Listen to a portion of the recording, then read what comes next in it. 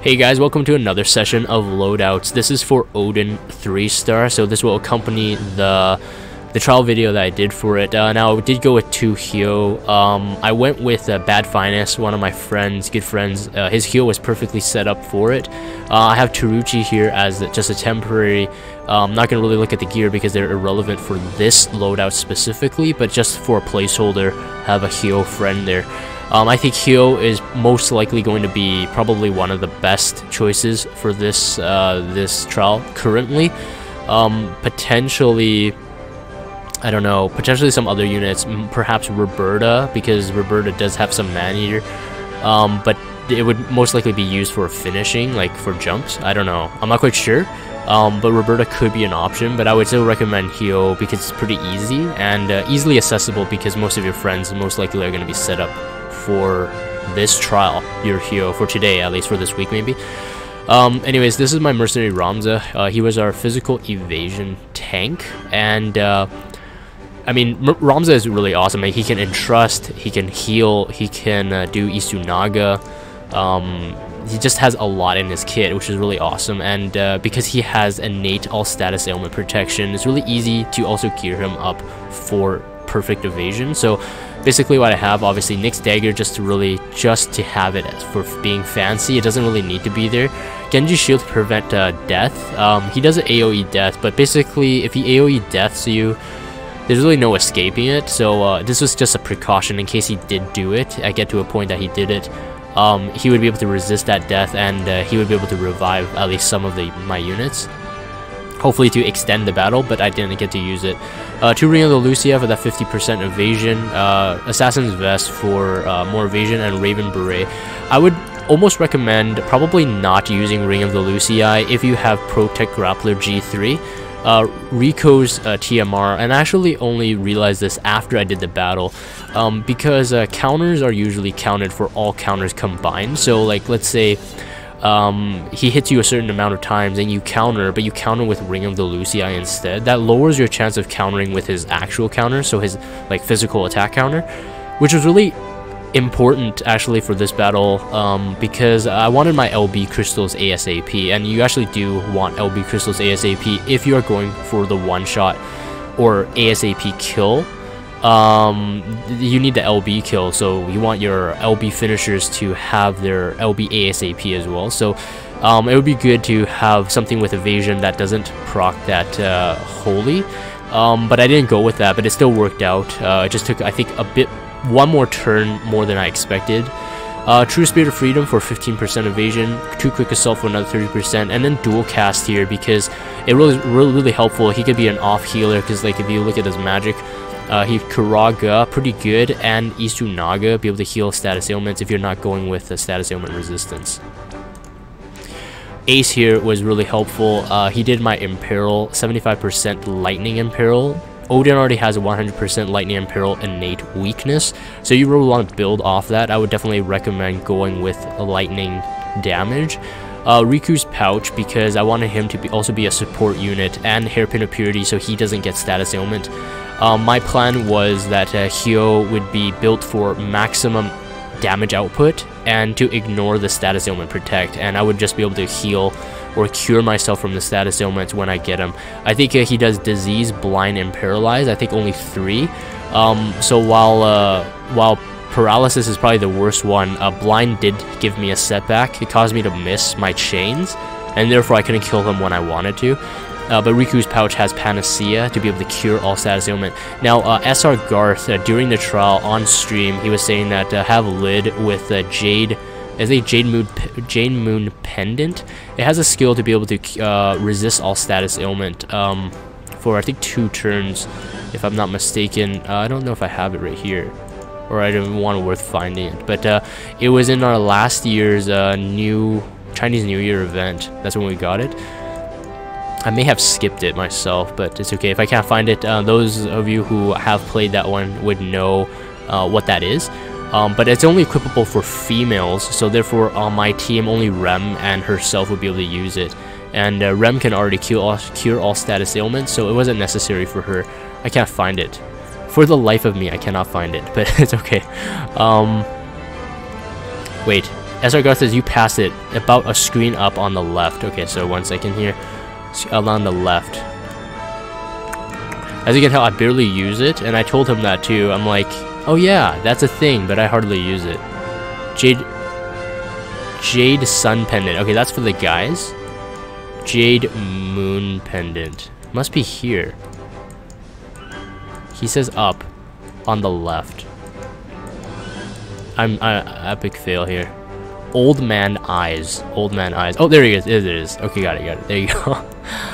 Exclusive to only females. So yes, it would be really good to have this on lid, as I did have a turn where I could have I used Lakshmi's paralysis resistance. This would have been better. I mean, this would have been perfect. So yes, thank you SR Garth for that tip. That was really awesome. Lid here, again, built for as quick LB fill as possible. So I have a override dual wielding with a Gaon's arm, and of course these are item world with some pretty good, I mean pretty decent item world enhancements. I got lucky on that one, but it's mostly HP, which it just turned out that way. I wasn't aiming for HP. Chick Summer hat, I don't know why, I just had it on. I think it from a previous, from my Phoenix encounter. Bling Necklace for 25% LB fill rate, so 2 of them combined is another 50%. Mood Maker, because I want to really get that really quickly. Hero's Vow Dark also for LB fill rate, and also Domineering Spirit for LB fill per turn. I think she's exactly the same for my Phoenix trial. And here's my Hyo Lightning Elemental Weapon, maxed TDH, and I have Night Delita's STMR, which has a 50% Man-Eater, which is perfect because it also has a 30% attack as well. To physical, yeah, 30% attack. So it's really Man-Eater with a 30% attack, so it's like 2-in-1 combo, which is perfect for this. So it got my attack to 20-25 with as much Man-Eater as I could give it, Man-Eater plus here. Now the only thing lacking for my build is my Diablos is like, I think a couple levels away from Man-Eater plus. I have Demon Killer plus on him, and I was too cheap to spend 100 Lapis to reset it for Man-Eater plus. I was missing it. Otherwise, I think, I mean, I don't think we had any problems killing Odin one shot, even if he was at 100%, which I didn't start from 100% to one shot him. Even if he was at 100%, I think 2 Hyo was overkill. But if you have, you know, 250% Man-Eater, I would definitely go with that. That would be pretty ideal. This is my Rem, also set from Phoenix, exactly the same. Mood Maker for LB fill, Hero's Vow Light for LB fill, Ignorance to fill LB each turn, because I knew that I was gonna, you know, I wasn't gonna fill LB on like turn 1. Safety bit here, just in case that death scenario happened, you know, when I was explaining it. And other things to note is that, I mean, you can hit him with magic, but he can only be defense broken, I believe, which I think physical damage dealers would be the best. He counters physical attacks with physical, he counters magical attacks with magic, and he counters 10 times per cast.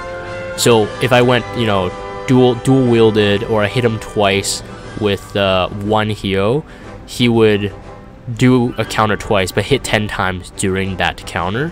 But with 2 Hyos, if you have 4 casts, or if you have a dual wield unit, for example, you hit him 4 times technically, he'll do 40 hits. And the same with magic, so you just gotta be careful. I think magic is actually a 1-hit retaliation, but because I did Ace's Tri-Beam Laser, which was a magical damage, and I think he retaliated just 1. But you have to cover it. You can't provoke you can't provoke the counters away. So unless you're running both magic and physical tanks, depends on your team. But just run the tank according to the damage output that you're going for. And like I said, I think evasion is the easiest. So going physical route is probably going to save you a lot of headache, unless you can for sure one-shot with your magic team. Let's see here. Oh, one thing, yeah, of course, on Ace, I did wanted to note, I don't think I finished it.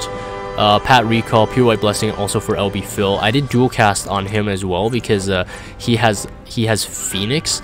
So I wanted all 3 of these units here, Ramza, Ace, and Rem, to have some capability of re-raising multiple units, and therefore giving him Phoenix with Raise as a skill leveled, having dual cast because he doesn't have innate dual cast, was a really good way to go, I think, to be able to, you know, raise if I needed it, but I didn't need it. Barbarous's Spirit for the HP, but, you know, some human magic killer, which is sort of helpful, but not really at the same time. He didn't really do that much damage to Odin to make a very big difference, so that's pretty much it. The mission is to evoke Lakshmi, so I evoked it like on turn 1. I wanted to get it out of the way, and Rem was our LB finisher, but both Rem and Ace filled their LB really quick as well, so I did try to do it with Ace on a failed attempt to one-shot him as an LB finisher, but Rem stepped up for my second turn.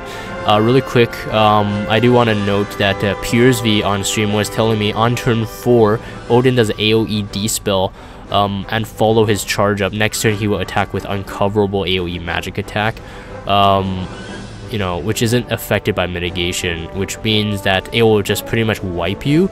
I think only guard works, but I think it could be every 4 turns, and I did experience it on a previous run before I finished it. But you know, I wasn't sure what was happening as usual, typical Jagan. I wasn't sure what was happening, but anyways, we beat it. But just keep in mind, if you are setting up for the 1-turn KO mission, use Way of the Void, heals self-buff later. And I did forget that it does have a healing aspect, so it really came in handy. 200% buff, of course, and a 3-turn triple blade or triple attack for 2 turns after. So you want to make sure, one, you have enough MP, you're using it at the right time, and I chose to use it, I think, at the proper time, so we were able to kill it in time for before that buff ran out. With the 200% buff, I think it ended up with being a 2,500, so it's something you want to kind of aim for. Maximize about 175% man-eater if you possibly can. I mean, you could go with 100, but your friend would have to be really strong. Lightning elemental weapon, try to imperil that lightning for that one-shot kill. I had Lid, of course, use our LB break for our actual one-shot kill, so 74% defense break, and ensured it. So that's it for this one. Make sure you guys check out the trial video. One thing to note about Odin is that I think his thresholds are 70%, 40%, and then 20% if I remember correctly.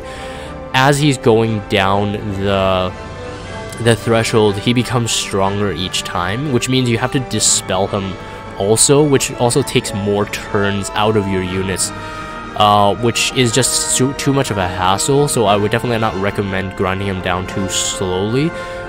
He gets up to 100% damage mitigation, I think under 20%, which you'll see it. It's a battle to the finish, as in you want to kill him ASAP.